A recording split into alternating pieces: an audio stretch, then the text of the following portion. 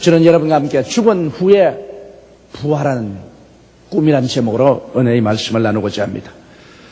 꿈은 내일을 창조하는 청사진입니다.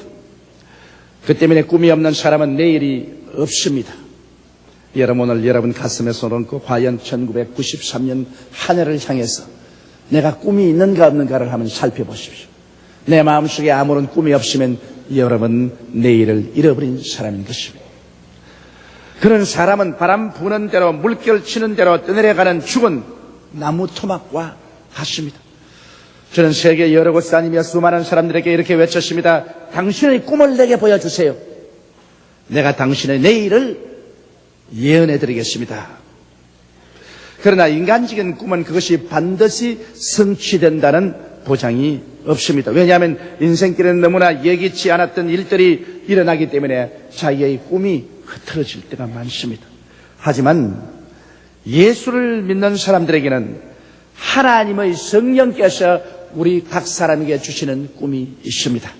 사도행전 2장 17절에 보면 하나님이 가라사대 말세 내가 내 영으로 모든 육체에게 부어주리니 너희 자녀들은 예언할 것이요 너희 젊은이들은 환상을 보고 너희 늙은이들은 꿈을 꾸리라.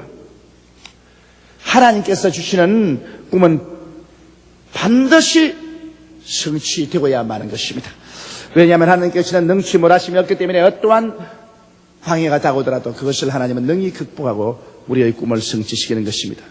그러나 꿈이 성취되는 과정에는 반드시 죽음과 부활이 동반합니다.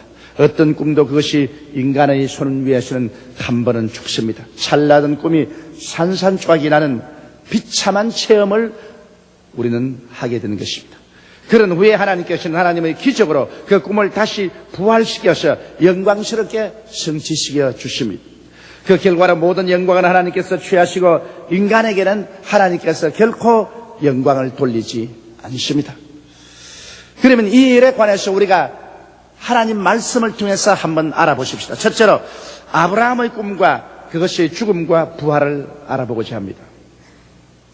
여러분, 아브라함이 하나님께로부터 부름을 받을 때는 찬란하고 아름다운 꿈으로 소명을 얻었습니다. 성경 창세기 12장 1절로 4절에 보면 야훼께서 아브라함에게 이르시되 너는 너희 본토 친척 아비 집을 떠나 내가 네게 지시할 땅으로 가라.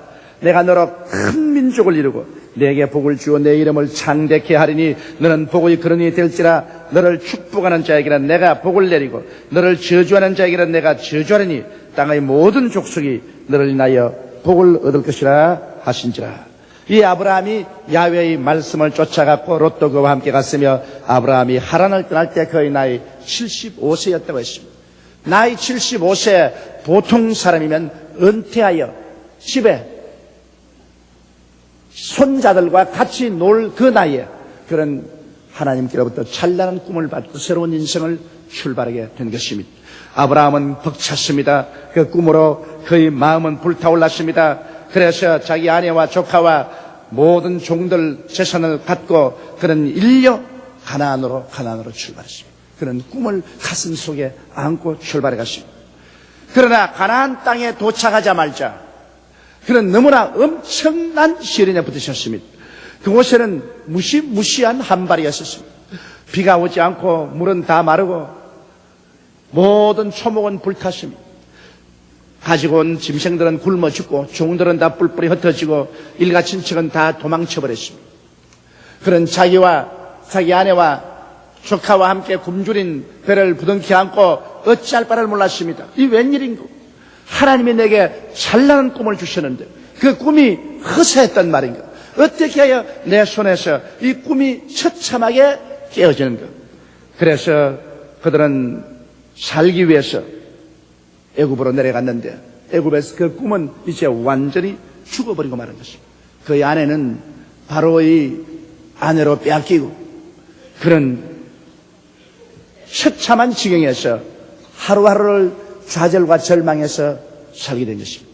여러분, 이처럼 아브라함에게 준 꿈은 찬란했지만은 그러나 그 꿈은 아브라함의 손 위에서는 완전히 박살이 나고 마는 것입니다. 그러나 그 후에 하나님께서는 절망한 아브라함, 완전히 그 꿈을 잃어버리고 꿈이 죽은 그 아브라함 위에 성령의 능력으로 하나님의 권세로 꿈을 부활시켜 주십니다. 하나님은 다시 바로를 구해주시고 사라를 도로 찾게 하시고 그런 사라와 함께 애굽에서 죽은 꿈을 가슴에 안고 가나안으로 올라오게 된 것입니다. 그러자 하나님은 가나안에서 그 꿈을 부활시켜 주신 것입니다. 창세기 13장 14절로 18절에 보면 롯이 아브라함을 떠난 후에 야훼께서 아브라함에게 이르시되 너는 눈을 들어 너희 있는 곳에서 동서남북을 바라보라. 보이는 땅을 내가 너와 내 자손에게 주리니 영원히 이르리라. 내가 내 자손으로 땅의 티끌 같게 하리니 사람이 땅의 티끌을 능히 셀 수 있을진데 내 자손도 세리라.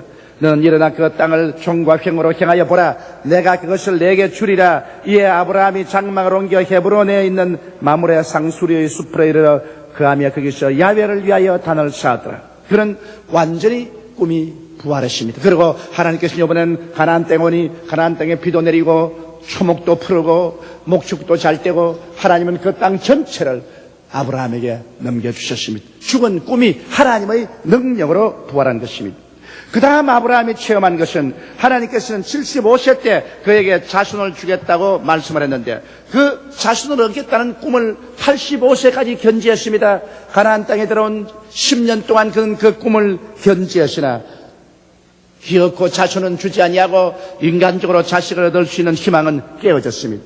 그래서 그의 아내 사레가 그를 종용해서 여종 하갈을 첩으로 취하도록 했습니다. 때가 늦기 전에 자식을 얻는 것이 좋겠다.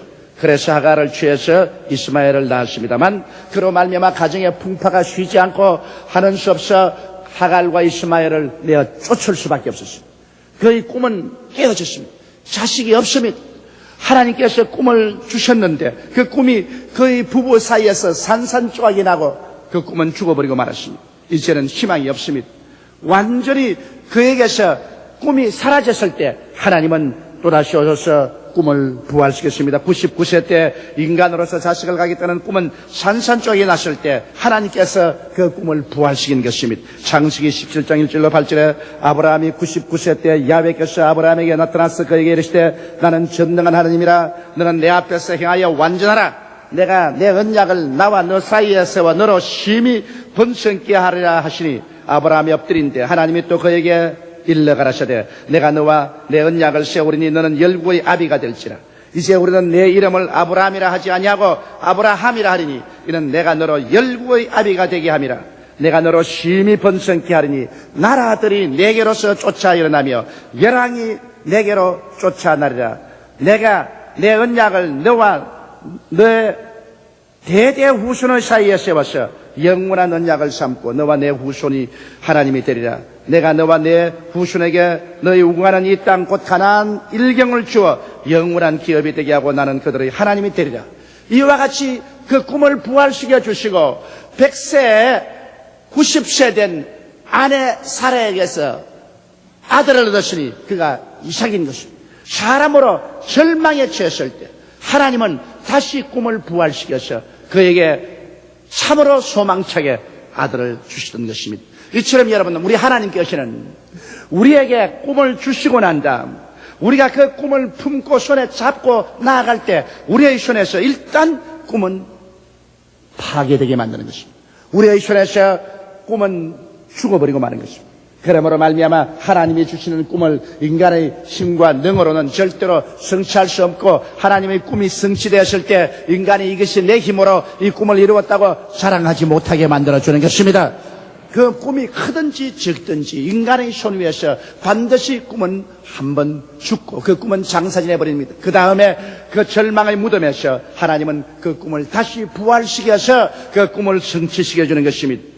둘째로 우리는 요셉의 꿈과 그것의 죽음과 부활을 한번 알아보십시오. 어린 요셉은 하나님께로부터 사랑을 받고 아버지께 사랑받았습니다. 형제들 중에서 가장 신앙이 좋았습니다. 그런 하루 꿈을 꾸고 형들에게 이야기했습니다. 형들이여, 어젯밤에 내가 꿈을 이루었는데 보니 우리가 다 나가서 밀 수확을 하는데 형들과 동생의 11단이 서서 내 단을 중심으로 삑 둘러서니 절을 하더이다. 형들이 그 말을 듣고 아주 경노했습니다. 아니, 너가 우리 가운데 임금이 된단 말이냐? 나쁜 놈.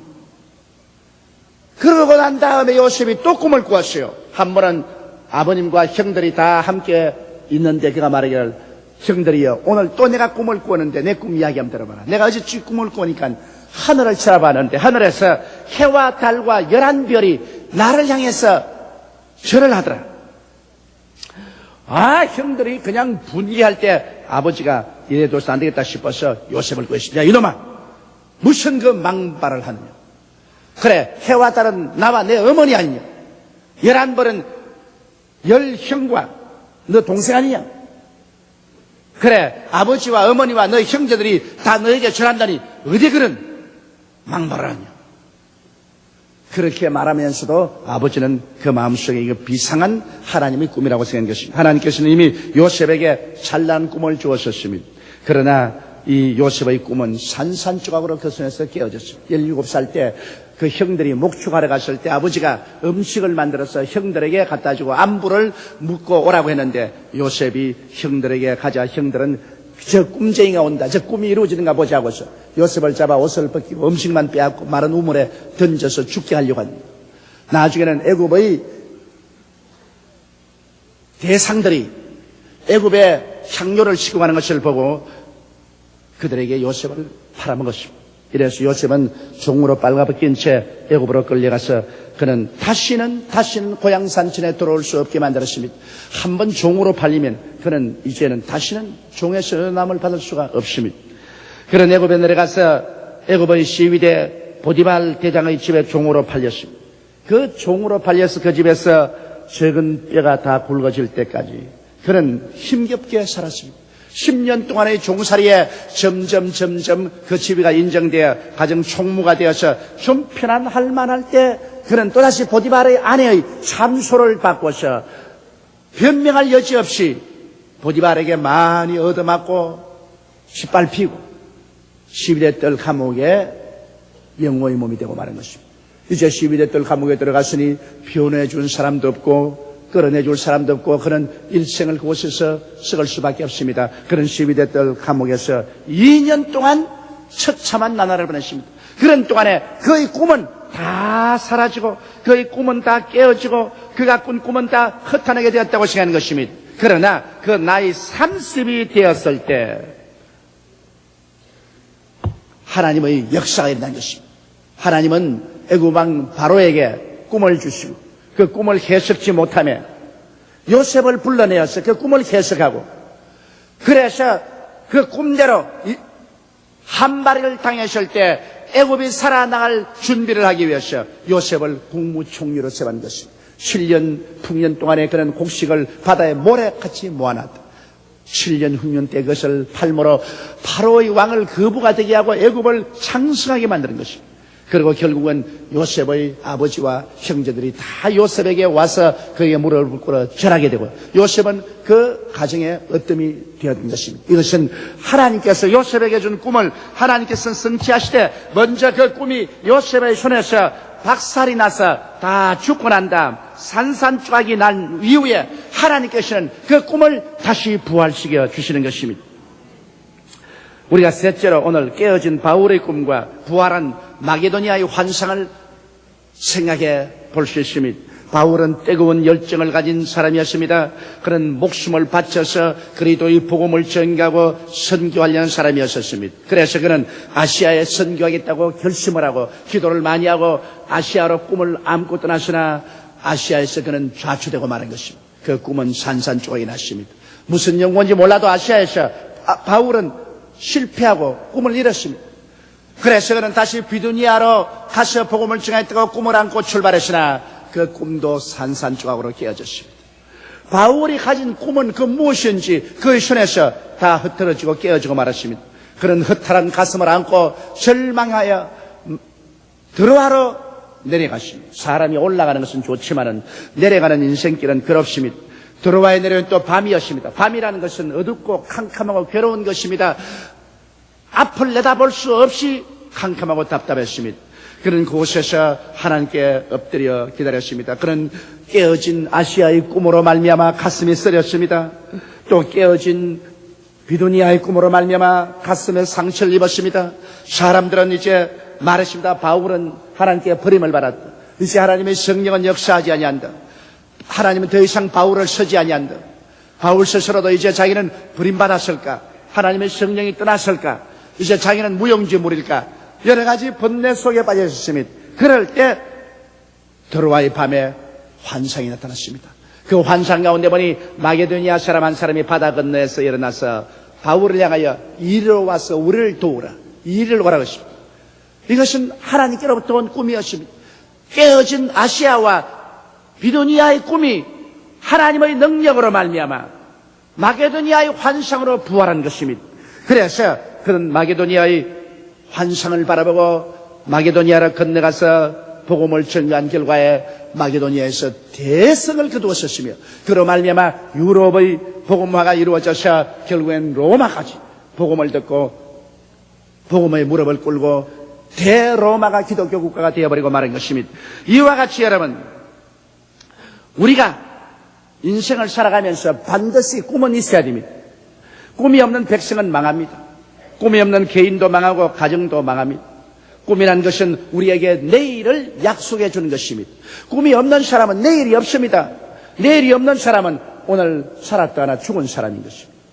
그러나 우리가 인간적으로 여러 가지 꿈을 꾸지만은 인간적인 꿈이란 반드시 성취한다는 아무런 언약도 없는 것입니다.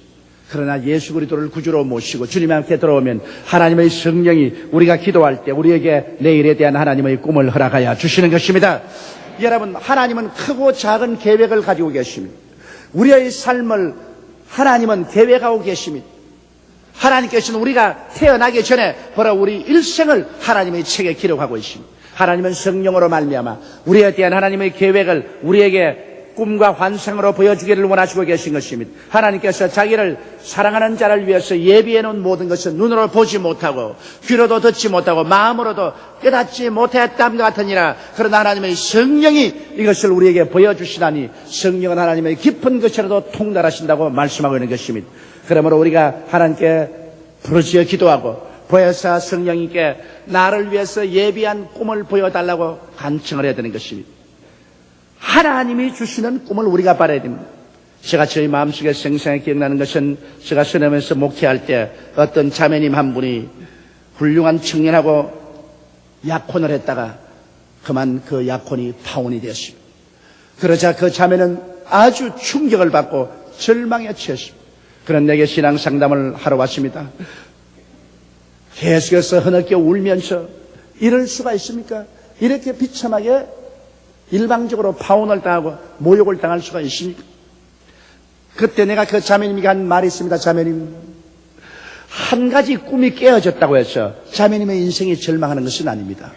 자매님의 아시아로 가는 꿈이 깨어졌습니다. 자매님이 이 청년과 더불어 행복한 인생을 살겠다는 아시아의 꿈이 깨어졌습니다. 그러나 하나님은 자매님이 지금 드로아의 밤에 들어있고 깨어진 아시아의 꿈으로 말미암아 슬퍼하고 있지만은 마게도니아에는 환상이 다가올 때가 있습니다.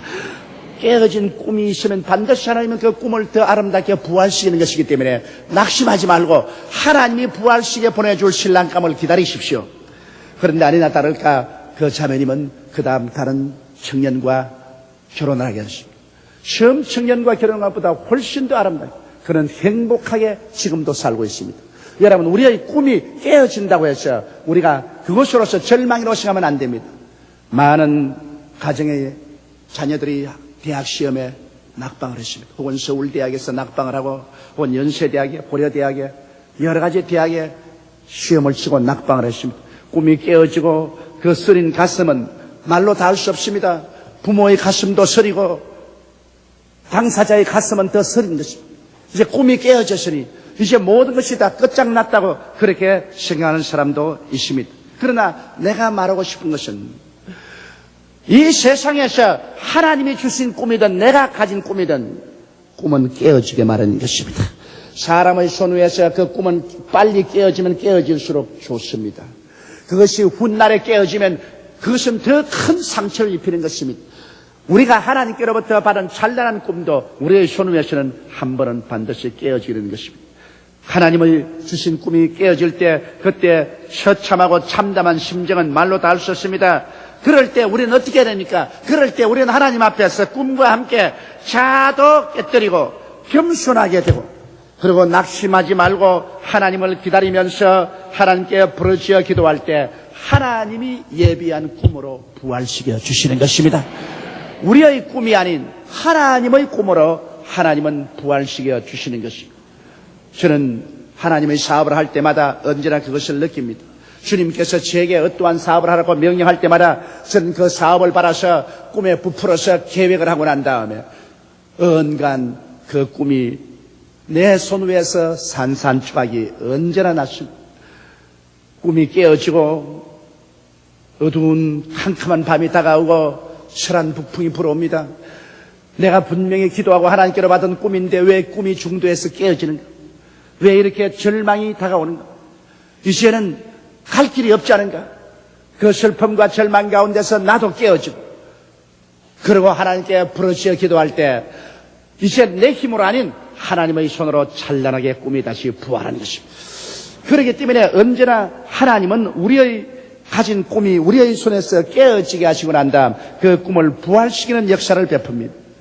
그렇기 때문에 하나님께서 이제 무슨 일을 시키든지 저는 하나님의 일을 내게 다가오면 이것이 깨어질 줄 알고 있는 것입니다. 이것이 내가 안 할 수는 없지만 이것이 반드시 내 손에서 깨어진다. 그리고 내 손에서 깨어지면 나도 함께 깨어지고 나도 한도 십자가의 죽음의 체험을 해야 됩니다. 죽음이 없이 부활은 없습니다. 반드시 적은 일은 적게 죽고 큰 일은 크게 죽습니다. 그렇게 깨어진 체험을 하고 난 다음에 하나님이 찬란한 부활을 주시는 것입니다. 그렇기 때문에 요사이는 하나님께서 일을 시키는 것이 겁이 납니다. 또다시 죽을 체험을 해야 되겠구나. 또다시 꿈이 깨어지는 슬픔을 한 번은 경험해야 되겠구나. 이것을 늘 느낄 수 있는 것입니다. 여러분, 예수님께서 인류를 구원하실 것이라 믿었던 제자들과 유대인들의 꿈은 찬란했습니다. 예수님은 회개하라, 천국이 가까웠다 하시고 가는 곳마다 죄인의 죄를 용서하시고 귀신을 쫓아내시고 병든 자를 고쳤습니다. 죽은 자는 살리시고 배고픈 자는 먹이시고 가난한 자는 위로해 주었습니다. 그리스도의 소문은 온 팔레스타인에 꽉 들어찼고 로마의 지배하에 신음하던 이스라엘 백성은 다윗의 왕국이 회복될 줄 알고 희망찼습니다. 예수님이 가는 곳마다 사람들은 인산인해로 모여왔습니다. 그리고 예수님께 나가는 자마다 영혼이 잘되고 범사가 잘되고 간결하며 생명을 얻되 넘치게 얻었습니다. 그들은 바로 천년 왕국이 다가오고 메시아의 왕국이 다가올 줄 알았었습니다. 소망의 꿈은 찬란했습니다. 그랬는데 그 꿈의 피크에서 어떠한 일이 생겼습니까? 급기야 로마의 정치 세력과 유대인의 종교 세력이 합쳐서 예수님을 잡아서 예수님을 십자가에 못 박아 죽여버리고 마는 것입니다. 예수님의 십자가에 죽는 날은 유대인들의 꿈이 죽는 날이었습니다. 그들은 그리스도에게 소망을 주고 따랐습니다. 예수님의 제자들도 예수 그리스도에게 소망을 주고 따랐습니다. 그러나 그리스도가 죽는 날에 그들의 소망은 다 깨어지고 소망은 다 죽었습니다. 하늘도 울었습니다. 땅도 울었습니다. 초목도 울었습니다. 그리스도는 그렇게도 무력하게 나무에 달려서 그는 엘리 라마 사박다니 하나님이여 하나님이여 어찌하여 나를 버리시니까 처참한 부르짖음을 하시고 주님은 죽었습니다. 이스라엘의 꿈은 죽었습니다. 제자들의 모든 꿈은 죽었습니다. 이스라엘의 소망은 박살이 났습니다. 모든 사람들이 가슴을 치고 집으로 돌아갔습니다. 제자들은 그들의 3년 동안 살아온 것이 안개와 구름을 잡은 심정이었습니다. 너무 쓰디쓴 체험으로 말미암아 정신을 차리지 못했습니다. 어떤 제자들은 낙창하여 자기 시골로 돌아가셨습니다. 하루가 지나고 이틀이 지났습니다. 밤은 어둡고 캄캄했습니다. 그들의 가슴에 몰아치는 슬픔은 극한직이었습니다. 그러나 제3일에 인간의 손에서 죽었던 그 꿈이 하나님의 능력으로 예수께서 부활하심으로 말미암아 온통 살아나버리고 마는 것입니다. 꿈이 살아나고 그리스도는 동해 번쩍 서해 번쩍 흩어진 제자들을 모으시고 오순절날에 그들이 모여 기도할 때 하늘에서 강한 바람 같은 소리가 나고 불의 혀같이 갈라지는 것이 각 사람 머리 위에 있더니 그들이 다 성령으로 충만한 바 성령이 말하게 하심을 따라 만국말로 방언을 말하고 온 천하 만국으로 복음을 전가하기 시작하자 복음은 예루살렘에서 유다에서 사마리아에서 땅 끝까지 이르러 오늘날 전 세계가 그리스도의 복음으로 변화를 받게 되고 말한 것입니다. 그러므로 꿈이 죽는다고 해서 절망해서는 안 됩니다. 인간의 신에서 죽은 꿈은 하나님의 능력으로 다시 부활하게 되는 것입니다. 인간적인 꿈은 사라지고 하나님이 주신 꿈은 부활하여서 그 꿈속에 우리의 운명과 세계를 변화시키는 역사가 일어나게 되는 것입니다. 이러므로 꿈이 깨어질 때 낙심하지 마십시오. 꿈이 깨어질 때 삶을 포기하지 마십시오. 꿈이 깨어질 때 여러분 스스로도 절망하지 마십시오. 깨어진 파편을 안고 하나님께 나오십시오. 하나님께 엎드려 부르짖어 기도하십시오. 하나님이여, 나는 깨어진 꿈을 감당할 수가 없습니다. 우리 하나님이여, 주님께서 나를 이끌어 주시옵소서. 주께서 나를 버리시면 나는 어디 가겠나이까? 부르짖을 때 그 깨어진 파편들이 다시 모여지면서 주님께서 여러분의 꿈을 다시 부활시켜 주는 것입니다. 그것은 나의 방법이 아닙니다. 하나님의 방법으로, 내가 바라는 대로가 아니라 하나님 바라는 대로 꿈은 다시 부활합니다. 꿈은 절대로 부활합니다. 그 부활한 꿈은 다시는 사라지지 않습니다. 그 꿈은 하나님의 능력으로 피어오르고 피어오르고 피어오르게 되는 것입니다. 다 같이 고개 숙여 기도드리십시다. 전능하시고 거룩하신 우리 아버지 하나님, 하나님께서 우리에게 다 꿈을 주심을 감사합니다. 개인, 가정, 생활, 자녀, 사업, 여러 가지 꿈을 줍니다. 더구나 대학교 입시를 맞은 젊은이들에게는 내일에 대한 찬란한 청운의 꿈을 가슴에 안고 그들은 학교 시험도 칩니다. 그러나 낙방을 하고 사업이 깨어지고 가정에 찬바람이 불고 슬픔과 고통이 다가오고 오직 주변에는 깨어진 꿈의 파편만이 낙엽처럼 뒹굴 때가 많습니다. 아버지 하나님이시여, 부활시키는 그리스도의 능력이 나타나서 다시 가정도 살고 개인도 살고 사업도 살아 일어나고, 그리고 학교 입학시험에 떨어진 학생도 다시 새로운 꿈을 하나님께로부터 얻고 나갈 수가 있게 됩니다. 아버지, 사람이 계획한 꿈은 아무 효과가 없지만 하나님이 주시는 꿈은 우리에게 참으로 적과 꿀이 흐르게 하는 것입니다. 내 아버지 하나님, 모두 다 하나님의 꿈을 찾고 꿈을 얻고 꿈을 안고 깨어질 때 회개하고 다시 꿈을 부활시킴을 믿고 나가는 우리들이 되게 도와주옵소서. 우리 주 예수님 이름으로 기도드리옵나이다. 아멘.